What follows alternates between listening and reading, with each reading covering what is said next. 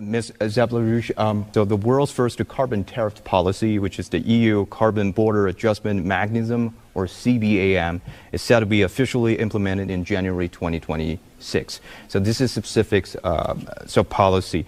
But many countries are concerned about this tariff policies, and they will concerned about this. It may affect the global green transition and probably the global carbon neutrality goals, the achievements of that goals. So what is your view on this issue?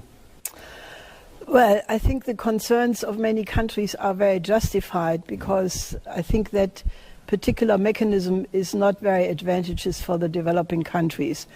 As a matter of fact, the Global South is concerned that it puts them as a big disadvantage, but ironically, it is also not to the advantage of the industries in Germany and other countries of Europe, because it's really a scam.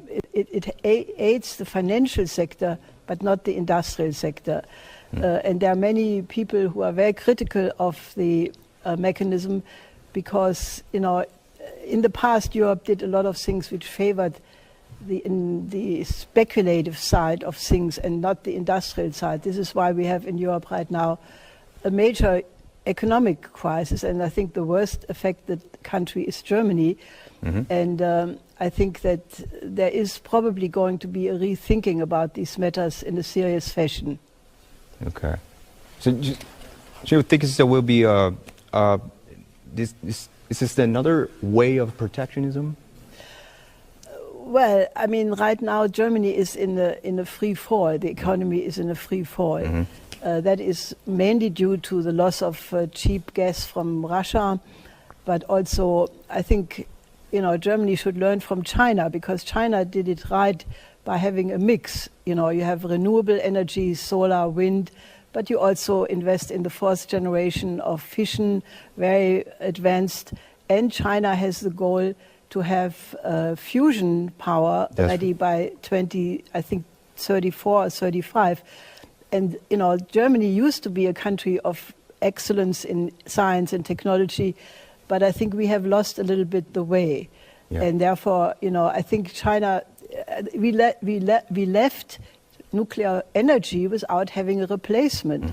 And I have been asked by many people all over the world, what is Germany? Do you have a secret trick? How do you replace this? But we don't. And I think we should look at China and look at the mix, of going back to nuclear energy and make a renewed effort in research and development of fusion energy. That would be my estimate.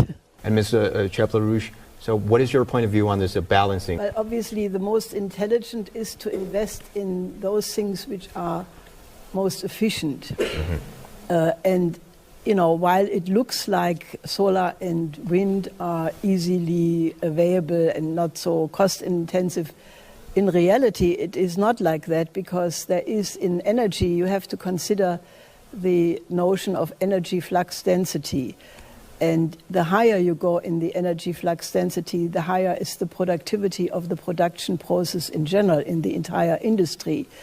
And for example, Germany is a very advanced economy, and therefore, if you go to very low energy flux densities, which is only solar and energy and wind, you cannot maintain the high productivity of the economy. Therefore, there is a big rethinking in Germany among industrial layers that it was a big mistake to go out of nuclear energy, because the question is how do you correlate the amount of energy produced worldwide with the need of the population.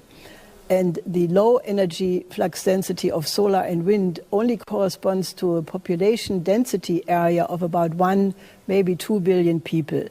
But if you want to maintain a population of 8 billion or even 10 billion or 20 billion, which would be easily possible, you absolutely need to invest in the high energy flux density areas, which is fourth generation, inherently safe fission energy. And that speaks no argument against fourth generation, or the thorium cycle, for example. These are energy sources which are absolutely safe.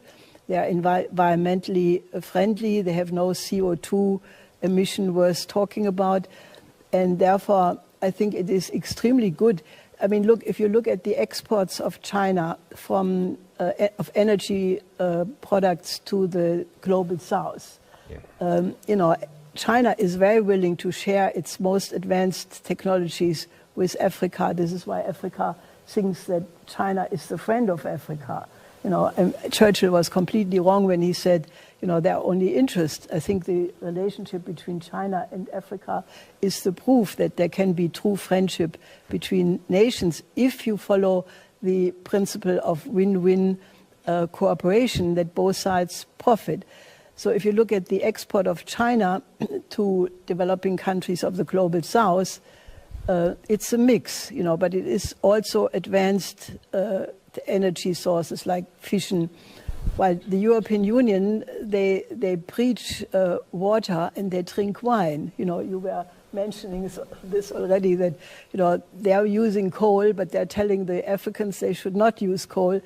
And that shows you the hypocrisy, you know, that in a certain sense, there is right now a huge struggle going on in the world, which I think China is one of the leaders of, which is the effort by the countries of the global majority to overcome 500 years of colonialism for good by no longer being exporters of raw materials, but to develop the production chain in their own country.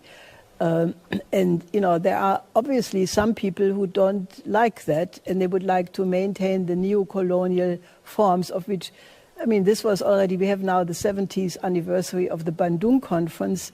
And at that time, in 1955, President Sukarno and Zhou Enlai and Nehru, they were warning that colonialism exists in its modern form through the trade relations, through the, you know, access to credit and so forth. So now we are in this historic epochal change, you know, where the countries of the global majority want to overcome that, in large part possible through the rise of China and through the development of the BRICS countries. So I think that, you know, if you compare the exports of all the BRICS countries, you know, I mean, Russia, for example, also exports nuclear technology, while the EU only wants to have sustainable technology. And, you know, there are many people in the global south who have come to the conclusion that sustainable technology is just another word for no technology. You know, or, you know, to dig your own fountain, and that is what you should be happy with. But I think what Africa needs, in Africa, 600 million people have not yet electricity. So how do you do that in a crash program? The Europeans, if they are so concerned about the migrants coming from Africa, they should help Africa to access electricity, you know, with the help of turbines and other easily available things. But at the same time, start nuclear plants now. You know, and I think that the question of which sort of, you know, if there is a systemic rivalry, I don't want to put it this way because I think it's a stupid way of looking at things. I think one should look at a completely different way of relations among nations. But if there is a systemic rivalry, I think that system, which is beneficial for its partners, will win out. And I think that goes to China. So Leibniz was correct. You know, Leibniz in the 17th century already said, if somebody should judge the wisdom of a people rather than the beauty of women, the golden apple would go to China. And I think that is absolutely the case. Thank you so much.